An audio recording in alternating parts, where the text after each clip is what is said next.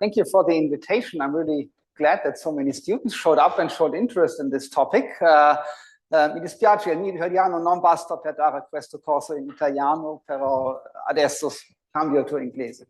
So let's do it in English. It's much better for me and for you. So yeah, so this is 3 parts. So we have today, tomorrow, and the last part on Friday. Today and tomorrow will be very much introduction to optimal control, lots of classical solution strategies, because I thought that if I want to go to the recent methods that will be mostly featured on Friday, I have to tell you the solid ground on which all this is standing, so that you can appreciate what is different, what is new in recent methods. And the recent methods I'm talking about here is in particular model predictive control and deep reinforcement learning. So these will be the topics we will touch upon on Friday. Of course, I will prepare all this. There will be some ideas on deep reinforcement learning and deep neural networks popping up already tomorrow. But today we will start very basic with classical optimal control and classical solution techniques. Yeah, I would like to acknowledge that parts of these slides were prepared for a course I gave earlier this year in Paris, in France.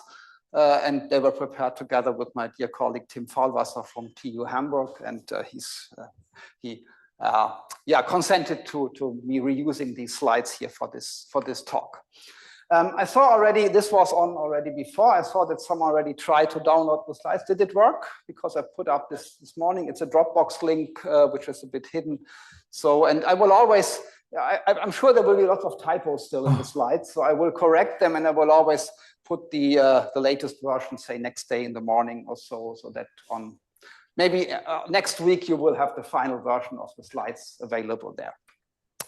Okay, yeah, so I said 5 parts here. I should, yeah, I know that I'm silent on this computer. So 5 parts. The first part will be today, and this is the optimal control problems, this introduction here, and then I will talk about solution concepts. This will also start today. Then, based on this theoretical mathematical solution concepts, I will explain some classical numerical solution methods. Well, not only classical, this will already contain some reinforcement learning and deep reinforcement learning ideas.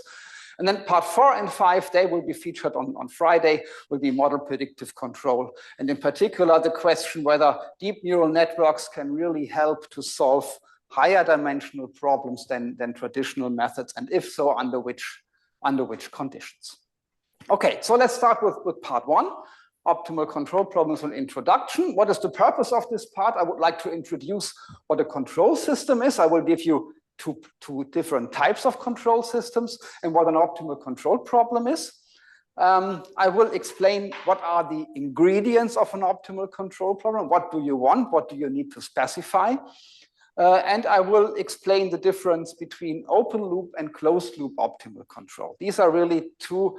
Everything is called optimal control, and when someone talks about optimal control, it's never really clear, does he or she mean open loop or closed loop? And at the same time, it's a very different thing. I will explain both sides in my course, in particular because model predictive control at the end will somehow provide a link between open loop and closed loop, but I guess you will see that once this is all nicely explained. Okay. Yeah, so these are the 4 subsections. First, optimal control problem. I will introduce them in continuous time and in discrete time. These are the 2 different topics, different systems, and then open loop and closed loop. A quick question: who is from computer science here? Okay, a few. Who is from mathematics? And who is from engineering? Okay, and all the rest is undefined, good. Who has never seen a differential equation before? Very good. Okay, so because differential equations will pop up already on the next slide here, optimal control problems, because there are 2 basic different ways to define control systems. Control systems define the objects that we want to control. And this is in continuous time. And there what we use is this differential equation here. So it's an ordinary differential equation. The derivative of x with respect to time should be equal to this vector field f, depending on x and on t, x of t and u of t. Or this is the other way of modeling. You do it in discrete time, where you say that here time is continuous, right? So it's really the whole real numbers. Here we only have like t, t+1, and so on. And what then this tree describes is the jump from time t to time t+1. How does the state change? Yeah, we need an initial condition. We need to start somewhere. So what we have is always an initial time, which is this t0. This is the time where our system starts to run.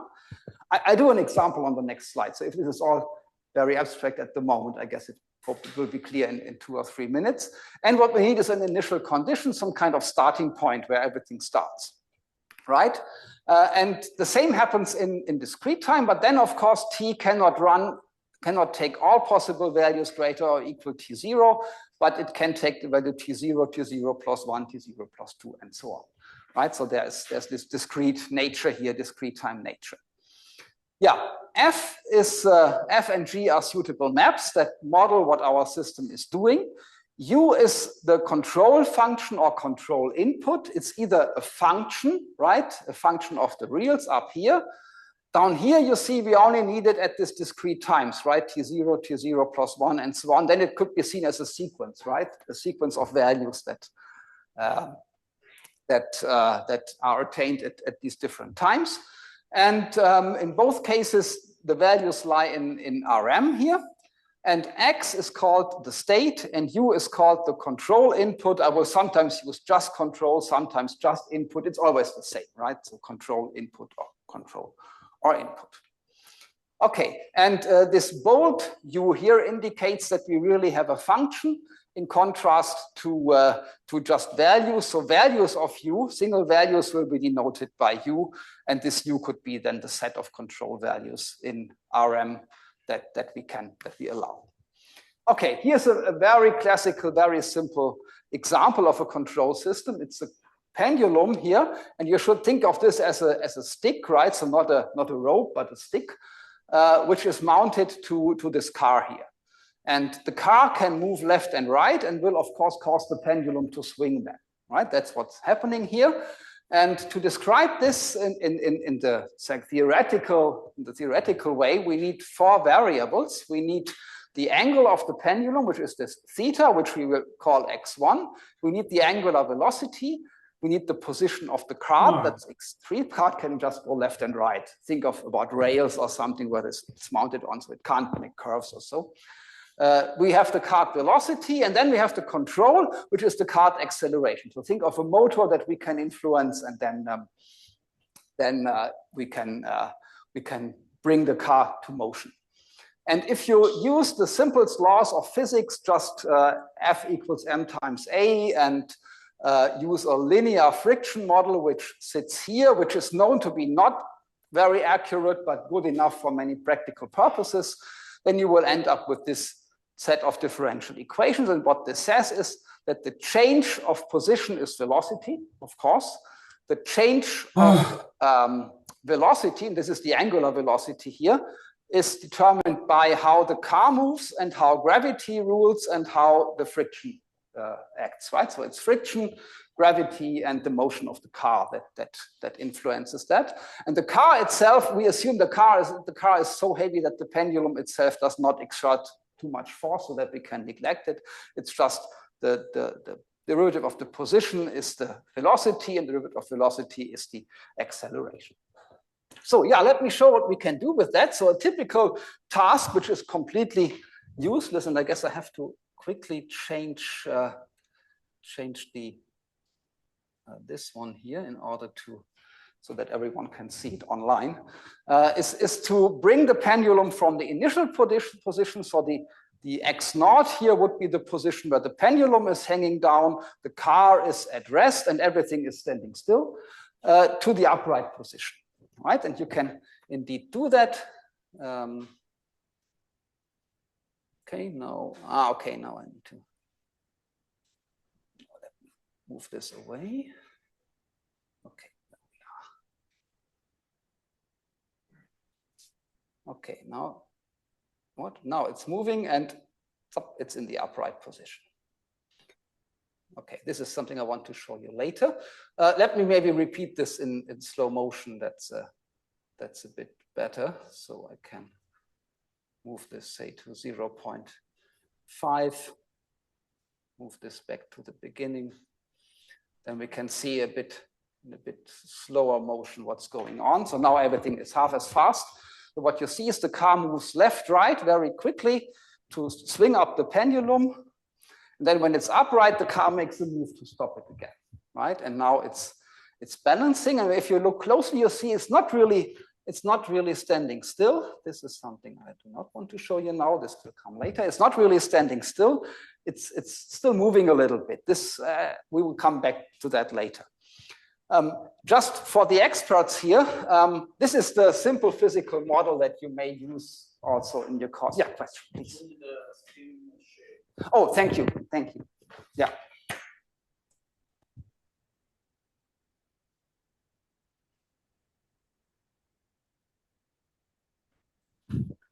Okay, yeah. So this is the physical model that you may well introduce in class also, that you may have seen in class if you're a student.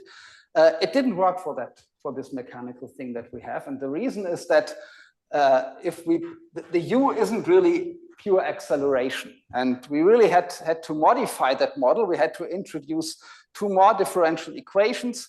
The U now enters down here, two more constants, and these had to be fitted by measurements so that the model really runs. So going from theory to practice is sometimes much more difficult than you think, even for such a simple system which just has a few states. So this is the one that really worked. This is the one that we used for doing these experiments and do the swing up and balancing.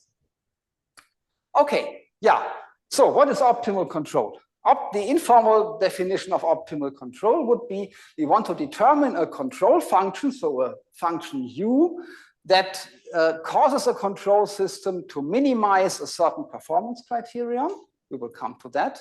And at the same time satisfy some physical constraints, right? So for example, what the minimization in the pendulum is, I will come to that later, but constraints is something very easily explained. For example, you can't accelerate as fast as you wish, right? You have some bounds on which U you can implement. So these are constraints on U.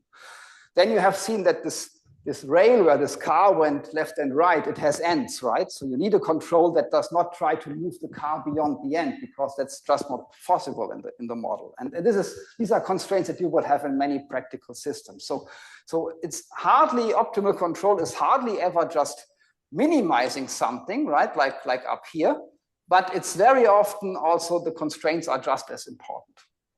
And yeah, a generic way of writing an optimal control problem would be, we want to minimize overall U some performance criterion. This is this J here, and I will explain what this J is in a few minutes.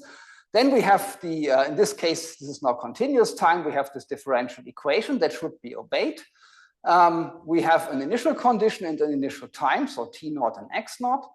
And we have certain constraints. We want that the U is contained in some subset of Rm and that the X is contained in some subset X of Rm, right? So these are the constraints. This is what we want to maintain, and that's the OCP for optimal control problem, and C stands for continuous time.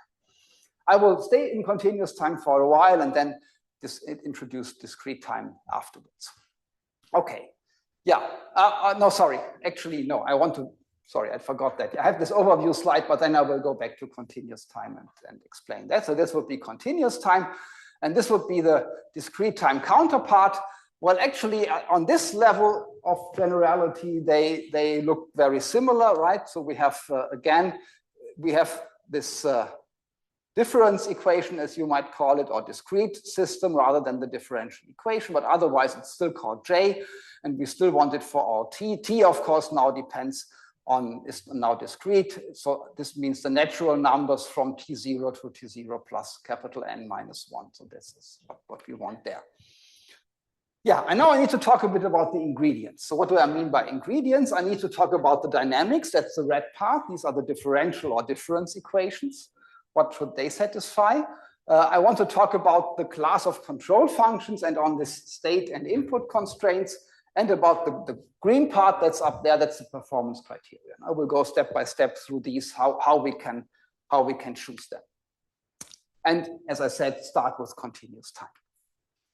Okay, yeah, so this is again this generic optimal control problem in continuous time. We have in red the dynamics. So this is what says how, this says, for example, how the pendulum will move if we do a certain action with u. Then we have the input constraint. So this would be the constraint that says we can't accelerate as much as we wish. There is some limit to that. These are the state constraints. This, for example, says that we can't move beyond certain points left and right, right? We have to obey that this rail where the card runs has a finite length. And then, of course, we have this performance criterion. I haven't said anything about that. This would be this thing up here that we want to minimize. This should be like a real number that we want to make as small as possible. Okay, yeah, so just a little, I think if every one of you said that they have seen differential equations before, then you probably have heard about existence and uniqueness of solutions. Just to mention quickly, we want, of course, existence and uniqueness also for this initial value problem. And the difficulty is now that we have the control in there, this u of t. And the question is, what kind of regularity do we want? So you may know existence and uniqueness results that work if this whole expression here is Lipschitz in X and continuous in T. That's what you usually see in basic causes and ordinary differential equations. So if we say, okay, our U is a continuous function, then you could readily apply this result and we are done. Well, for several reasons, it's a bit too optimistic to assume that U is continuous. It turns out that it might be necessary to be a bit more general here. And so what we really want is that we want to allow for U that are just measurable. So L infinity and locally essentially bounded. L infinity means measurable, and this log means locally essentially bounded. So on each compact interval, the supremum out for almost all T should be bounded. Right? So that's what we want. And if F then is Lipschitz in X uniformly for U and T, right? So in X, so the Lipschitz constant should be in X uniformly in U and T once we choose them from bounded sets. Then there is the theorem of Kawachiro-Dori that guarantees us existence and uniqueness. I don't want to go into any detail here. If you want to know more, just do the theorem of Kawachiro-Dori and you will find it. Its proof is surprisingly similar to the standard proof of the Picard-Lindelöf theorem that many of you, I guess, have seen. And it guarantees existence of a unique solution. You have to make sure what kind of class it is. It's essentially then the class of absolutely continuous functions. But all this is not really important for what I'm going to show you. If I were to do detailed proofs later on, I would need all this. But I'm not going to do this also in the interest of time. So that's we don't need this detail now. This is just to let you know there is a solid ground on which we stand and which we can use. Right? And of course, this unique solution will not exist for all times in general, but it will exist on some interval between T0 and T max if we look in forward time. It would also be, there's also a solution in backward time, but I'm not going to look at that we don't need that. We always control from T0 in forward time here. Okay, this solution gets a certain notation. I always put this U here in the index, the U that we use, then we have the T. Here, the time at which we evaluate, we have the initial time T0, and we have the initial value X0 here. And whenever some of these values are clear from the context, then we will omit them. So when it's clear what T0 and X0 is, we may just write XU of T, or maybe just X of T if U is also clear, just to make the notation a bit shorter. That may be very convenient later on. Okay, yeah. Cost functionals, now let's talk about that. They can come actually in many different forms. One of these particular forms is the so-called Lagrange form. And then this cost functional is simply an integral over some function small l, right? So what we do is, so L is a real valued function. It takes time, it takes the state, it takes the control. So R times Rn times Rm. And maps to the reals. So if we integrate that, we get a real number. And this, of course, we can minimize because the real numbers are ordered and we can try to find U so that we get the smallest of these, right? Yeah, we have two times here, T0 and T0, T0 and Tf.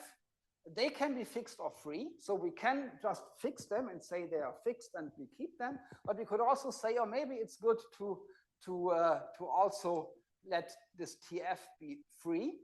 So that is also an optimization variable. So for example, if your task is to bring a car to a certain position, but you don't really say, okay, I won't be there at a certain time, but maybe I would like to rather minimize the fuel consumption, then TF could be free and you could use this as another optimization variable. Okay, and a particular class of problems is appearing if you set TF equal to infinity. So if we have here the integral from 0 to infinity, that's possible and that's also meaningful, even though you, well, at the first glance you say, well, why infinity? I will come back to this later and also show you some very nice applications.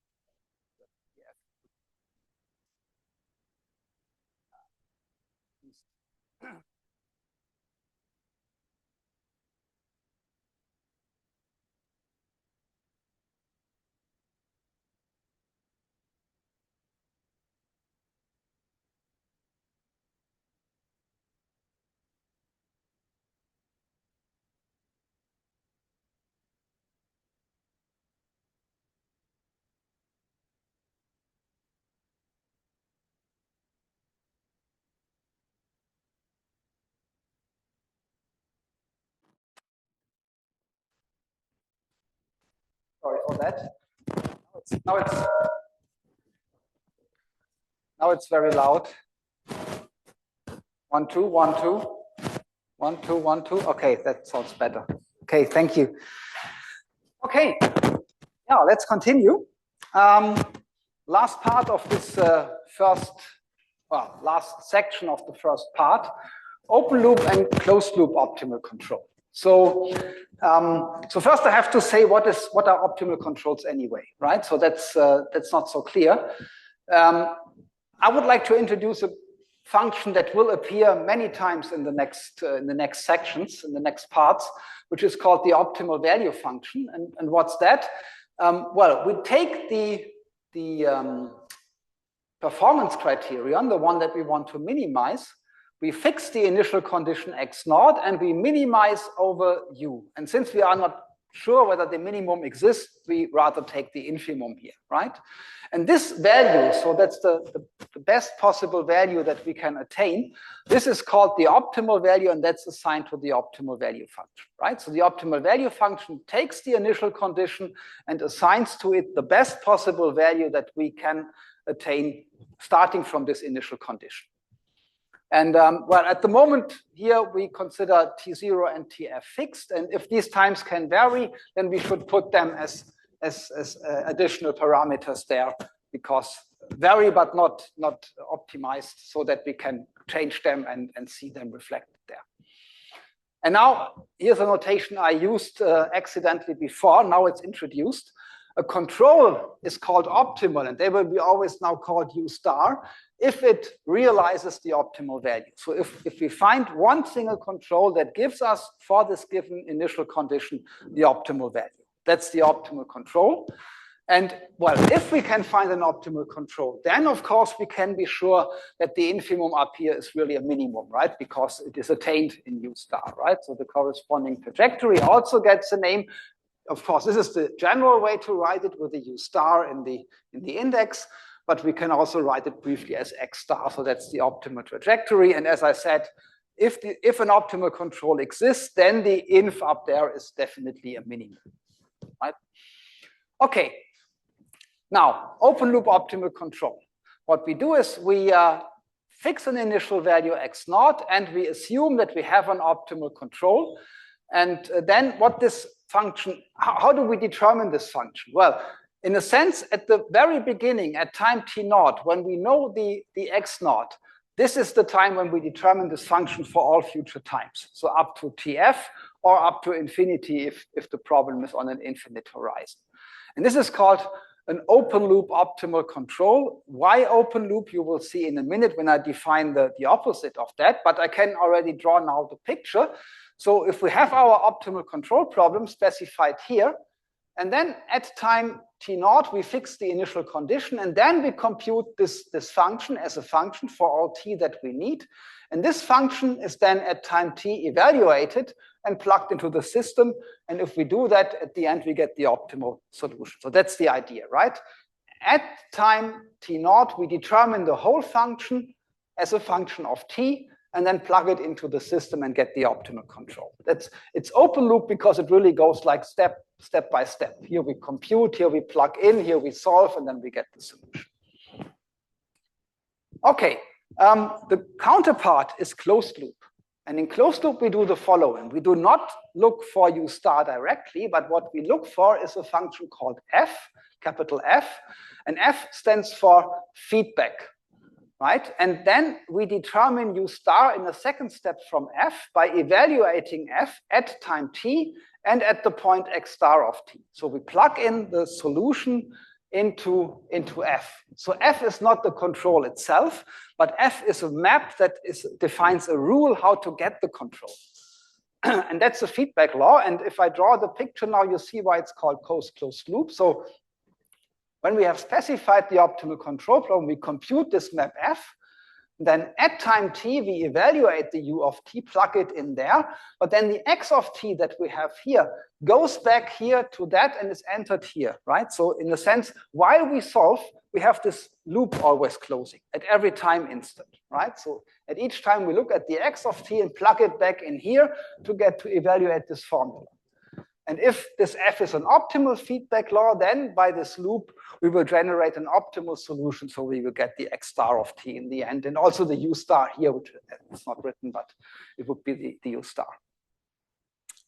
Yeah, why do we do that? Why is a feedback law better? Because a feedback law can actually react to differences, right? So what we very often have is that the real thing does not behave exactly as our mathematical model. Actually, I'm not sure if there's any application where the mathematical model exactly describes what the reality does.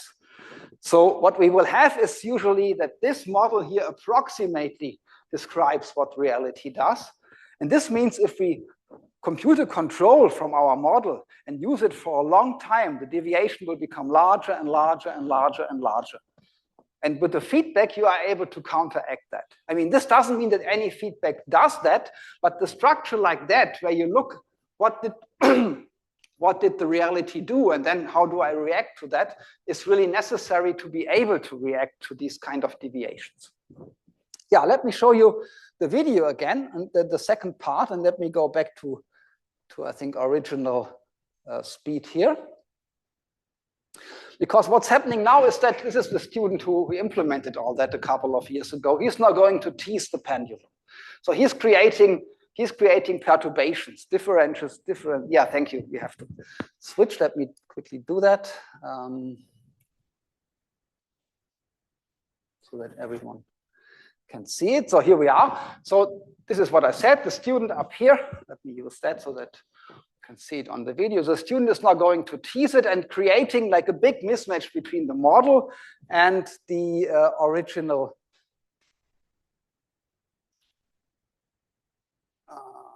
This is what I wanted to do, and the original system. And here you see now what's happening. Well, in fact, yeah, the system is able to react because there's a feedback law involved, right? The system is really measuring what the state is, and depending on that, it's going to react and to keep balancing the pendulum. And even if it's pushed down, it will come up again because it sees, oh, I was pushed down. If we just compute a control function for all times into the future, you will not be able to do that, right? Only by using this feedback loop where we measure the state, feed it back into the control and evaluate the control based always on the current measurements, you will be able to do that. So that's really a necessary condition. And this is why closed loop control is so important. And in almost every practical applications, you will require some closed loop feature. So you may do things like compute an optimal control and then use some other technique to get the feedback. So not necessarily an optimal feedback one, but an optimal feedback is of course the gold standard, right? This is what you would like to have, right? So this is why computing optimal feedback laws is such an important task in doing optimal control.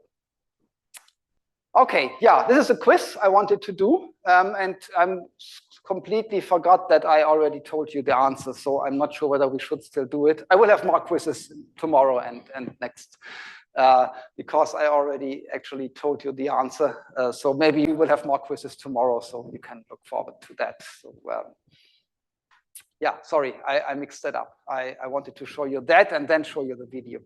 I did it the wrong way around. Okay, but tomorrow we will have more quizzes.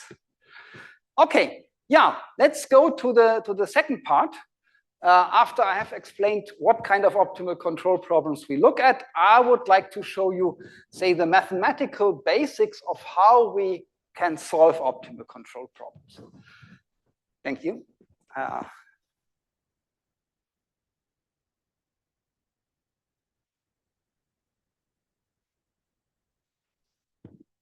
How we can solve optimal control problems.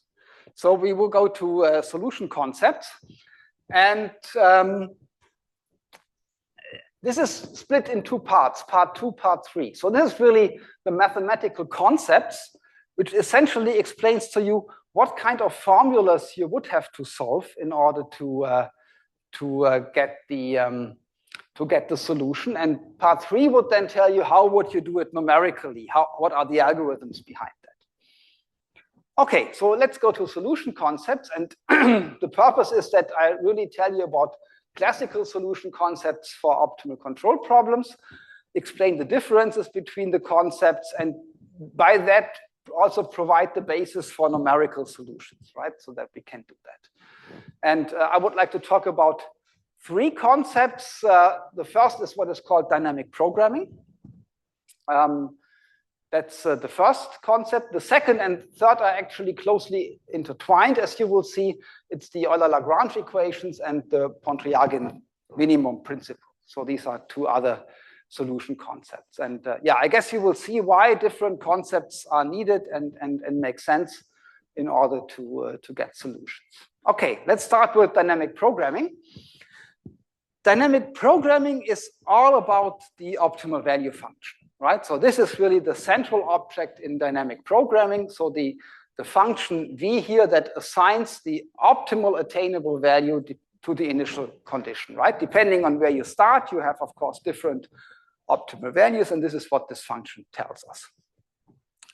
So dynamic programming is a concept developed in the 1950s by Richard Bellman and many others, relating optimal value functions and optimal feedback controls. So a set of formulas that relate all this, and this is what I'm going to present to you now. And I will introduce it for time invariant problems where the cost, the dynamics, the G, as the F, of course, also, and the constraints do not depend on time. That just makes life a little bit simpler, because otherwise you have to do a lot of bookkeeping and keep track of all these times, and this just simplifies a little bit. And well, in the last section, I began with the continuous time setting. Now I will begin with the discrete time setting. And yeah, there's one technical assumption I'm going to make throughout this part, just to make things again a little bit simpler, that the function L is either non-negative or it is bounded. And if it's bounded and we have an infinite horizon problem, we want that beta is less than 1. And this has something to do with the convergence of the sum or integral in the infinite horizon case. So it's something that I will tell you at which point this will become important. Okay, let me start right with the central theorem of dynamic programming and give you a sketch of proof. This is what is called in discrete time the so-called dynamic programming principle, also called the Bellman equation. We have a discrete time infinite horizon optimal control problem. We start with infinite horizon here. We have time invariant problem data, and then the optimal value function satisfies this equation, right? So on the left-hand side, we have the optimal value function. On the right-hand side, we have the cost, the first term in the sum, right? Remember, we have the sum here. This is the first term in the sum, plus beta, which is this discount factor, times the cost after one time step. So G is G of x naught, and U is this point where we get after one time step. Okay, This is what Richard Bellman said about this, how we put this in words. He says, an optimal policy has the property that whatever the initial state and the initial decision are, right? So the initial state is x naught, the initial decision is this u. The remaining decisions must constitute an optimal policy. And this means that what we add here to this cost of the first step is actually the optimal value function at the next step. And the next step is written here with regard to the state resulting from the first decision, which is precisely this term here, right? So essentially this says the optimal value from initial condition is if you make one step and then add the optimal value from that point on which you reach, and then take the best of all first steps. So think about, you want to go by car from Padova to some other place. Say, is Venice a good place to go by car? Not really, but you can. Okay, there's a road, right? So, and you want to find the shortest road from here to Venice. So if you just start here and go somewhere and then look how far it is from there to Venice, look for the optimal way, and then look at the best intermediate point, you will find the shortest way, right? So that's one way to do it. And this is precisely what it says, right? So go one step, look at what the cost is afterwards, look at what the cost is to do the step, and take the best combination of both, right? This is the dynamic programming principle. Okay, yeah, let me give you just a very short sketch of the proof. It all essentially depends on the way how this cost is written. So this is the cost, as I said, infinite horizon. For simplicity, I have chosen the initial time equal to 0 here for that proof. So what we do is we choose the first cost and then the rest. This is, of course, what we can do. We just take the first term out of the sum. And then we can rewrite this here just by a change of variables. So we change the index from 1 to infinity to 0 to infinity. To compensate from that, we have to put t plus 1 here instead of t. So it's just a change of the index. And then what we write is we can see that this is exactly the cost starting at x of 1 with a control shifted by 1. Right? Just write it down and you see that this is what it is. And 1 beta is come out. See, as we change the index, we would have a beta to the power of t plus 1, but what I did is the beta of t is still in here, and 1 beta plus 1 I pulled out. And this is the beta appearing here. And then what we do is we write u equal as the first value here, u of 0. And then what we get is that. And then if you see is that here we have the j, and here we have L plus beta j at the next step. This is precisely this one, except that we, of course, have to minimize. So if we now take the infima over both sides, then we get the statement, right? So there's a little bit of difficulty here because we take the infima over different objects. Here we take the infima over sequences. Here we take the infima over a value and a sequence, but you can sort that out. That's just a way of clever bookkeeping to make that work, right? And then we end up at the formula up there, this dynamic programming principle. That's what DPP stands for. Okay, yeah, and this now allows us to actually say what optimal control functions must satisfy. So we assume that the following holds. We assume that we have found a control such that this right-hand side, if I plug in the x of t and u of t, always is equal to this infimum here, right? So the u here kind of infimizes this expression or minimizes that expression effectively for all t. And then this u must be an optimal control. So this is a way to characterize an optimal control.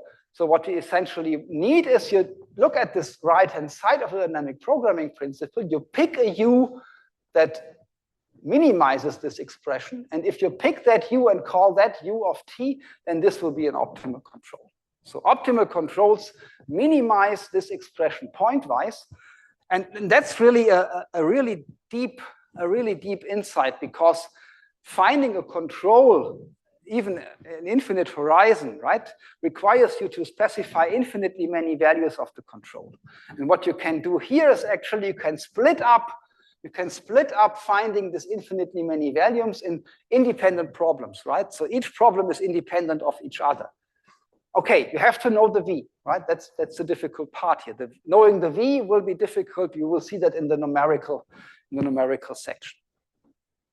Yeah, and the Sketchov proof is actually quite simple. So we can just write this L as the difference between V and beta V by the formula up there. And then we can write it in that form, looking that this is just xt plus 1, this g of xt ut. And then you can get a telescopic sum where everything cancels out except for the very first term, which is the v of x naught, and the very last term, which is beta to the power of capital T times v of x of t. If you sum up from 0 to capital T minus 1, right? So you sum up this thing. Rather than summing up that, you sum up that. All of the terms except for the very first and the very last cancel out. And now these converge to v of x naught as t tends to infinity. And now you should say, wait a minute, why do I know that? Well, the point is this is precisely where the assumption comes in, because we've said that either L is positive in this or non-negative. In this case, this whole expression is non-negative. So this will first converge to something which is less or equal v of x naught, but it can't be strictly less because that would not be allowed because this is the minimum value, right? And the other option was that L is bounded and beta is less than 1. Well, if beta is less than 1 and L is bounded, then V is bounded. And then if I take t to infinity, this goes to 0. This is bounded, so it vanishes. So in both cases, this works. And this is precisely where this assumption was needed. You can use other assumptions there, but these work, right? So this really tells you that this inequality here, or this equality here, this equation characterizes optimal solution. The important thing is really a point-by-point characterization. You don't have to choose all the values of u at once. You can choose them independently along the solution. That's the good thing, right? Yeah, and then of course, if you let t tend to infinity, then what remains, the remaining term here is precisely the criteria. Okay, yeah, now let's look at some feedback control. This is not yet optimal, it's just a feedback control. Since everything is time independent, this is also now time independent, so it only depends on x. And if we have some feedback control, then we can plug it in here as the control and look at what's happening to the state and then denote by x plus the state at the next time. And this means that the control that it generates is, of course, this u of t is equal to f of x of t, right? This is what is written in there. And yeah, we call a feedback optimal if no matter what x naught is, no matter what the initial condition is, the control that we generate by this process up there is an optimal control. And the important requirement now is we really want this for all x naught. So the individual u stars that we had before were always depending on x naught. If I change the initial condition, I need a different control. The feedback control now, this should really be independent of the initial condition. It should work the same way for all initial conditions. So no matter which initial condition, the one and the same f star will always give me an optimal control. Of course, by this process, the u star that we generate will depend on x naught because x naught will determine where we are, right? But it's one and the same map f star that does the job. And what is really amazing is that dynamic programming gives you an existence statement for such a thing, which is really a powerful map. It says that if we choose the feedback such that for all x which are in our admissible set, this equation is satisfied. So f minimizes this expression. So essentially you look at this expression and you choose f such that it's minimized, right, depending on x. And you define that to be a map. Then this is automatically an optimal feedback law. And this is, on the one hand, an existence result, right? So optimal feedback laws that really work for all initial conditions at once, they exist. And it is a constructive way of writing it down, right? You just need the minimizer of this expression depending on x, so parameterized in x, and this will be the optimal feedback law. So it's really powerful result. Yeah, 2 questions. Sorry, does this result strongly depend on the fact that the system is time independent or Yes, yes. If it's time dependent, you would have a f that also depends on t, because then, for example, the L would depend on t or the G would depend on t, and this would of course carry over to f. Yeah, yeah. But still, it's still a powerful result then, but the f gets a bit more complicated. Right? It's still an existence result that says we can find a map which then depends on t and x, but it works for all initial conditions. And how strong does this result is in the sense, is such a V value function unique? If the system is autonomous, that is exactly the one value function? Or so, yeah, so the optim, you mean the V up, this V. Value function which depends on T and it's different. No, the optimal value function is by definition unique here. Okay. Right? We are not, I mean, once you start characterizing it via, say, Jacobi-Bellman equation, then you have to talk about uniqueness. I have defined it as the infimum over the cost functional. Infimum is unique. Yeah, so here we don't have a uniqueness problem, but you might, of course, have it if you characterize it in a different way. That's true. Another question. Do the first step of the open be the map of different changes, no? Say it again. If you get the open, yes, and you have a trajectory for those, yeah, but you just get the first step, it gives you back the map. Yeah, exactly. That's exactly the first, always the first step of the open loop optimal trajectory. Exactly. That's another way to see it. I didn't write it down here, but that's another characterization that follows from the dynamic programming principle. Right. Okay, yeah, Sketchroff proof of this one. Well, you just check that the control that are generated by this mechanism up here, that they satisfy the conditions of the previous theorem, and then you're done. Okay, yeah, now let's assume we are in continuous time. Again, we stay with time invariant problems, but now we go to continuous time. And then the dynamic programming principle reads like this, right? So instead of, so we can't do one step now, right? Before, let me maybe go back to this once again here. Before we do one step and look at the rest. But in continuous time, there is no natural step, right? So you can adapt, you can make the step smaller or larger. And this means that in continuous time, you always have the integral here. So it's the same principle. You go a certain piece up to the time tau. You look at the cost of that piece, and then you add the optimal cost from where you arrive at, right? But this characterization of feedback laws, this is not there, right? Because the infimum here is still over a function, not over a value as before. So this nice way of constructing the feedback law was possible because we only have a value. Here we have still functions, pieces of functions that act from 0 to tau.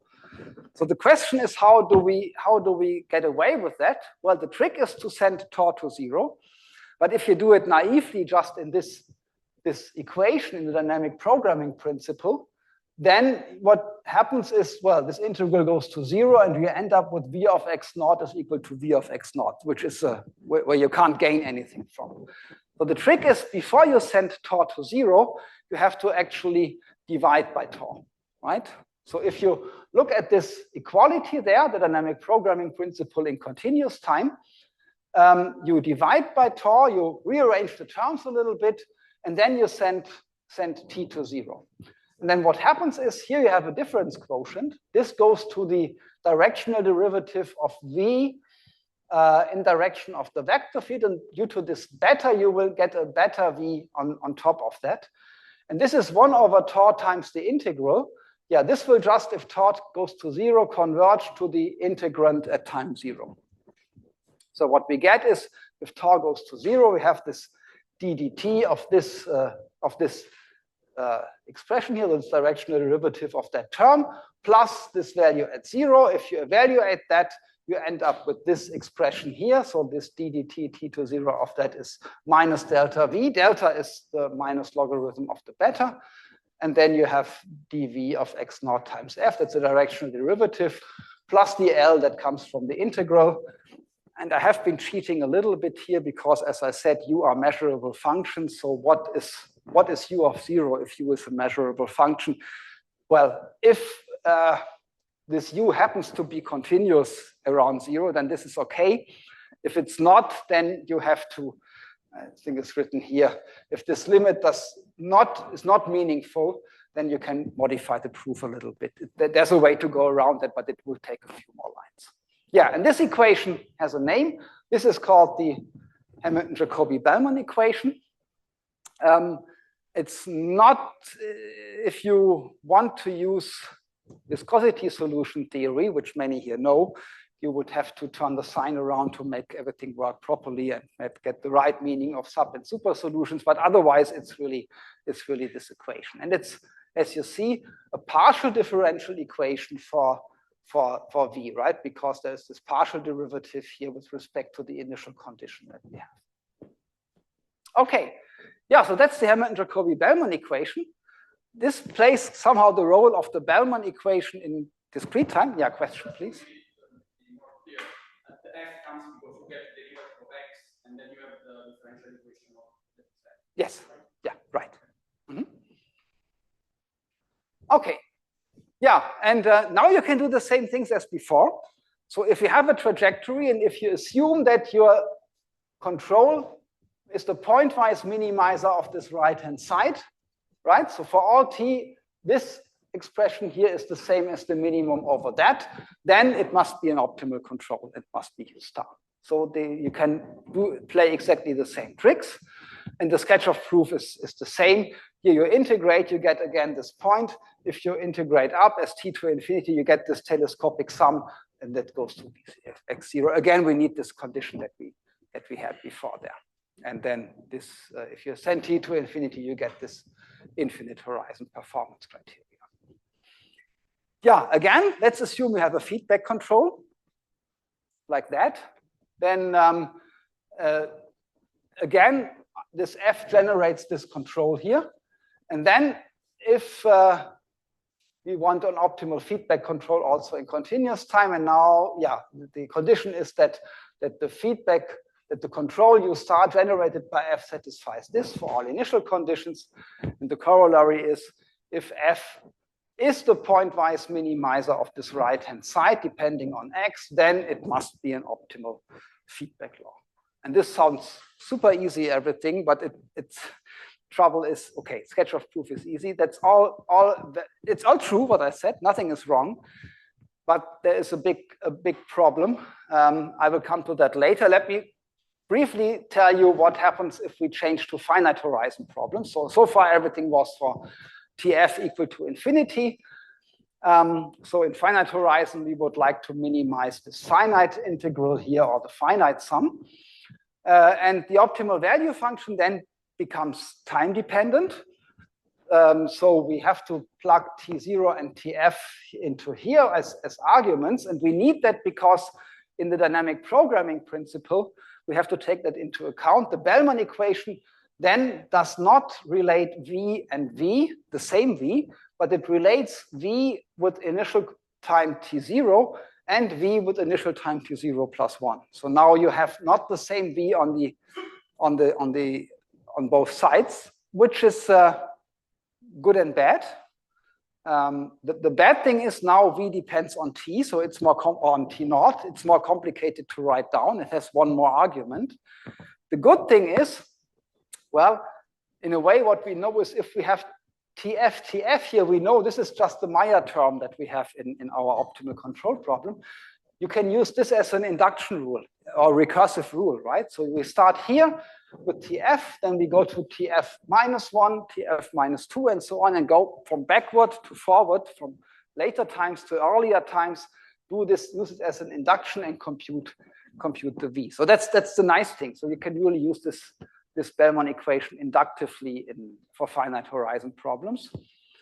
And the Hamilton-Jacobi-Bellman equation, what changes there is that we have this, this term here, this additional term. So you have the derivative with respect to T naught multiplied with delta on the left-hand side.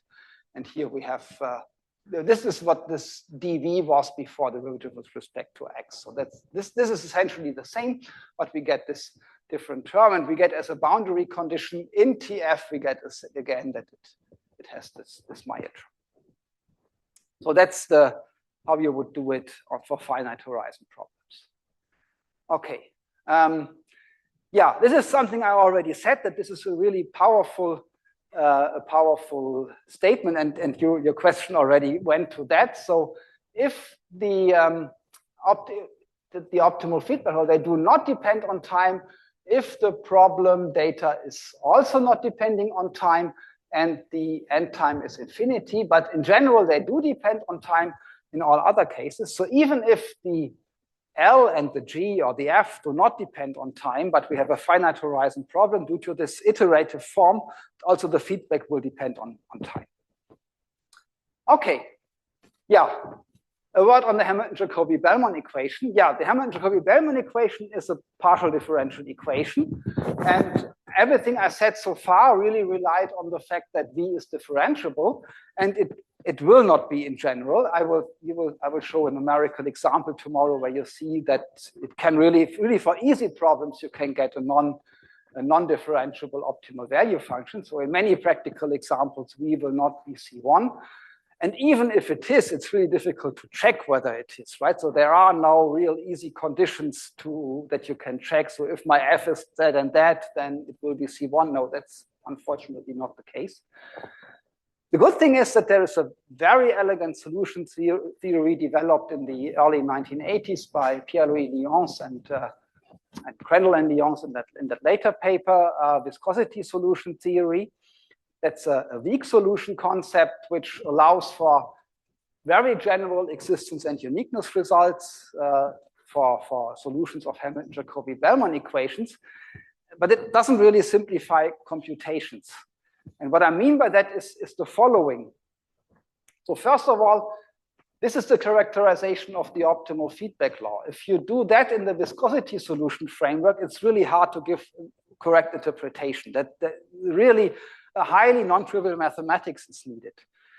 But what is probably even worse is that even if you are able to make sense of this equation and extract an F, you will very often end up with Fs that are discontinuous or maybe continuous but not Lipschitz. And then if you plug that into the differential equations, you have no existence and uniqueness anymore, right? So you end up with something that could be highly irregular, and it's not clear how to interpret this as a feedback law, how to interpret this as a differential equation. And for this reason, it's really very often much easier to discretize the problem in time, as I said before, like what the sketch that I had here, and then use the discrete time theory, because in discrete time, everything vanishes. And the reason is that in discrete time, you do not instantaneously at each time at each real time point, you evaluate the feedback, but you only evaluate the feedback at discrete time points and keep it, say, constant or interpolated linear in between, and you have no problem with solution theory at all. It's not exactly the same, but it's something that very often works in practice. So this is why discrete time theory is more and more used, particularly in the model predictive control area, and has really, yeah, it's a standard in many areas because it avoids all these technical difficulties with feedback laws, non-existence and solutions, and so on. Okay. Yeah, so let's give an intermediate summary before I go to the last part for today. This is dynamic programming. So the solution to an optimal control problem can be characterized by dynamic programming. In discrete time, it's the Bellman equation, which is decisive. In continuous time, it's the Hamilton-Jacobi-Bellman equation. Just for a change here, I have given the time varying. The finite horizon problem here is the infinite horizon problem, but you have seen the missing parts. And from these equations, we can get optimal feedback laws, which well, very often in practice, you really want feedback loss. So in principle, it is the theory that fits the practical demands best, right? But solving the dynamic programming principle in the sense that you obtaining V is rather difficult. And I will come back to that tomorrow in the numerical part, where the difficulties really lie. Why this is a beautiful theory, but really may not always work in practice for those problems that you want to apply it. Okay, yeah. Let me do this as the last part for today, the Euler-Lagrange equations. This is a completely different form. This is a way of computing open loop control functions. So we have a fixed initial value x naught, and Euler-Lagrange equations, they first work in a simplified setting. So I have omitted here some of the characteristics I introduced before. I'm not sure if you spot it immediately. One is a little bit hidden here. So I'm assuming here, just for the moment, that my control is continuous. I already explained that in general, we would like to have measurable controls, L infinity log. But here, just for this paragraph here, I'm assuming continuous controls. And you also see, or you rather don't see, any constraints. So Euler-Lagrange equations, they do not, so constraints on x or constraints on u, they are not allowed here. We will come back to that in the next part again. So there we will reintroduce. But why am I telling you all this? If this is just a solution for a very simplified setting, well, it's easy to explain.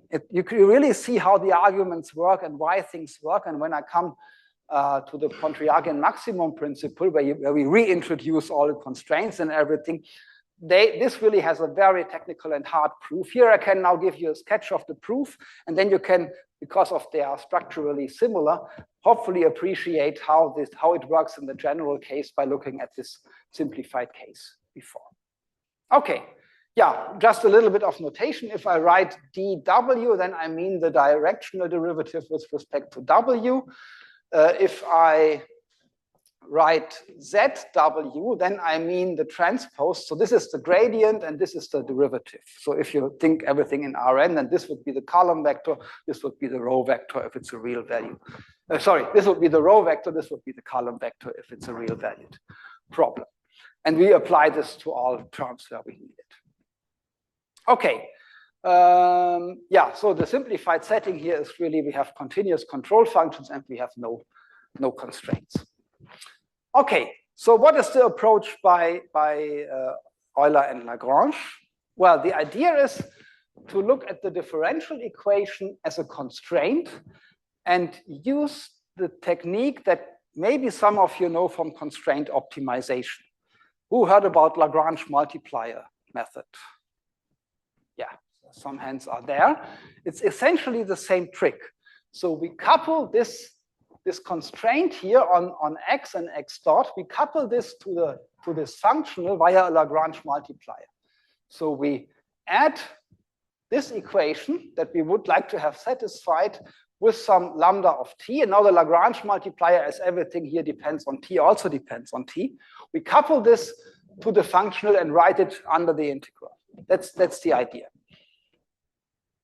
And like in constraint optimization, you can prove using the implicit function theorem that you can, if you want to solve this minimization problem, you can also solve this problem, and you will always be able to find a Lagrange multiplier. That's essentially the idea, right?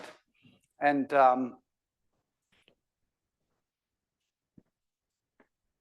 yeah, this is the functional again with this constraints coupled here with the multiplier. And now, in order to really get something that is solvable, we simplify this expression a little bit. We use integration by parts. So this is just the chain rule here. Sorry, the product rule, of course, the product rule, and we apply this here. And if we plug this in, we can rewrite this term here.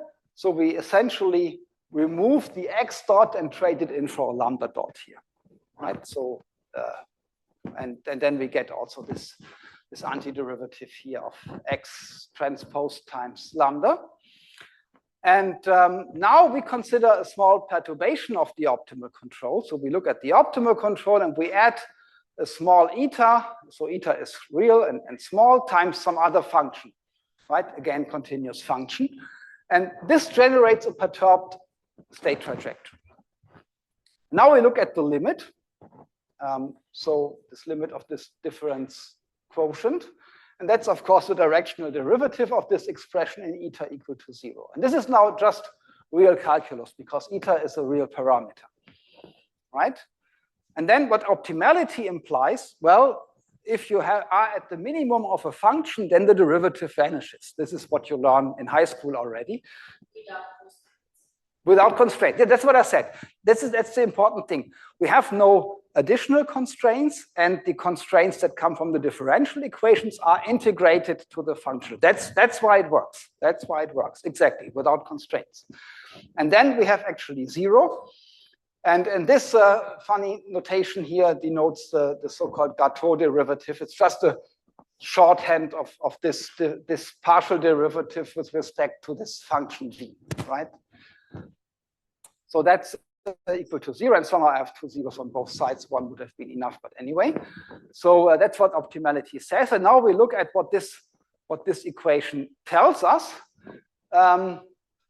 Yeah, let's define a quantity called delta x, which is exactly this so-called sensitivity or variation of x with respect to v. So this is, so here what we have is the derivative of the functional, right? And now we look at also at the derivative of the solution itself, and then we can, sorry, that was the wrong direction, here we are. Then we can rewrite this derivative into 3 terms. The first is this term here, then that, and this should all be 0. Okay, one of these, actually these are 4 terms, right? So 2 under the integral and 2 exactly. This one here is 0. Why is that? Because this x of t naught is always the same, no matter what the control is, right? If I change the control, the initial condition is of course the same. So the derivative of the initial condition is of course always 0 because this is a constant function. So this vanishes, but all the rest is there. And now you can see that essentially you have lots of independent terms. And now you have to convince yourself that whenever one of these terms is non-zero, then the whole sum must be non-zero, because you can always choose all the ingredients so that the other terms cannot compensate for that. So here there is, so this we obtain really contains some arguments which I'm omitting here, but essentially what we have is, in order to have this equal to 0, this integrand must be 0, this integrand must be 0, and this additional term must be 0. Since this is not in general 0, this means that this lambda of TF must be 0. Okay, so this is what we obtain, and these are precisely the Euler-Lagrange equation. This is the theorem. So suppose that we have a local minimizer, and this should be a bold U here. Suppose that we have a local minimizer and a corresponding solution. Then there exists a multiplier, so a function lambda star, such that in the optimal solution, these equations are satisfied. And these are the so-called Euler-Lagrange equations. And that's a necessary optimality condition. So any optimal solution will satisfy these equations, but there might be solutions satisfying these equations that are not optimal. That's possible. Still, it's a common approach, and also very successful, to use these to compute candidates and then afterwards check whether they are really optimal. Okay, yeah, so this is known as the Euler-Lagrange equations. We have 3 unknowns. The unknowns are all functions: the optimal control, the optimal trajectory, and the optimal Lagrange multiplier. They are first-order necessary conditions, so that's why, well, a triple satisfying the equations need not be optimal, but it's always extremal, so they are called extremals. Lambda is called the adjoint variable or the co-state. It's, yeah, as I said, as I introduced it, it's the counterpart to the Lagrange multiplier in static nonlinear optimization. And yeah, there are certain modifications which you would have to include. So if we have like a Meyer term depending on the terminal cost, like that one, then the condition that we had, let me go back. here it is, this condition that lambda star of TF is equal to 0 changes, and it changes to lambda of TF is equal to the derivative of the Meyer term.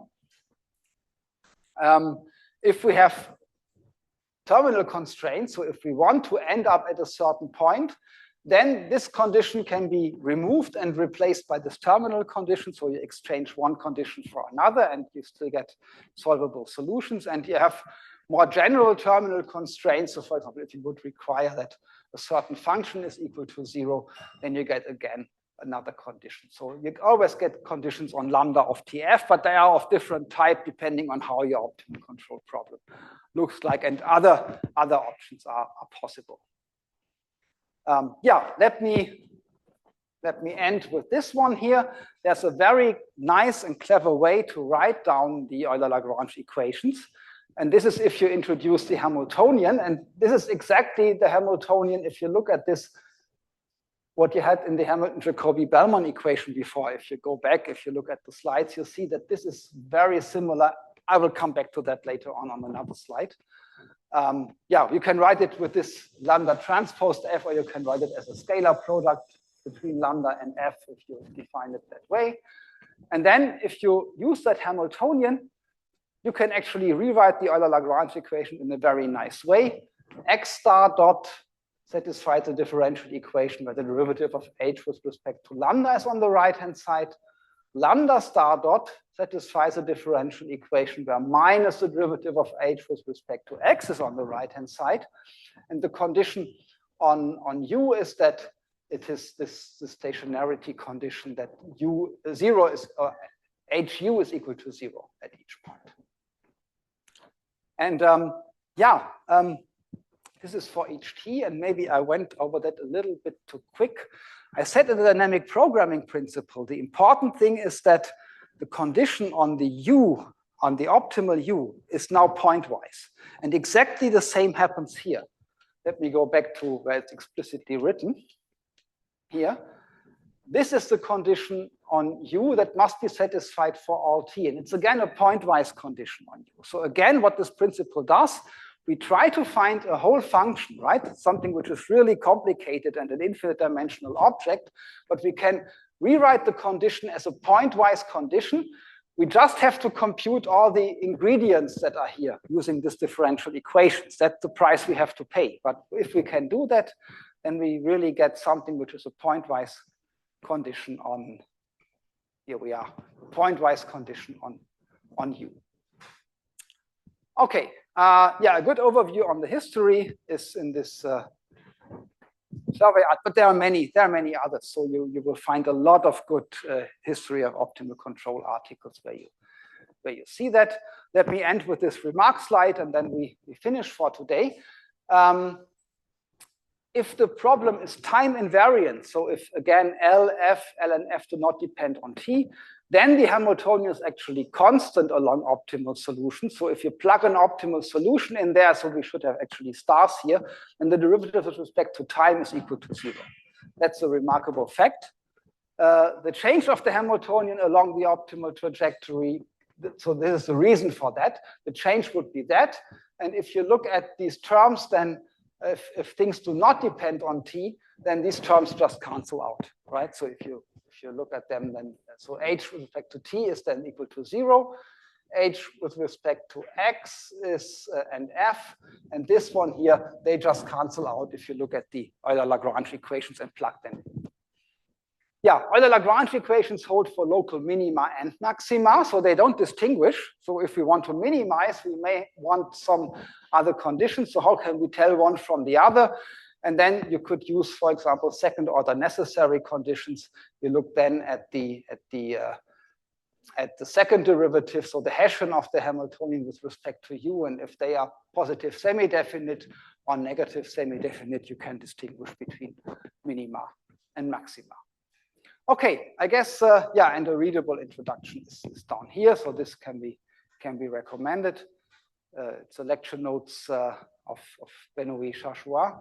And I guess with that point, yeah, let me stop here and let me go to the example tomorrow, because this will be very good to repeat at that point what we have done so far. And yeah, let's finish for today and see you again tomorrow afternoon.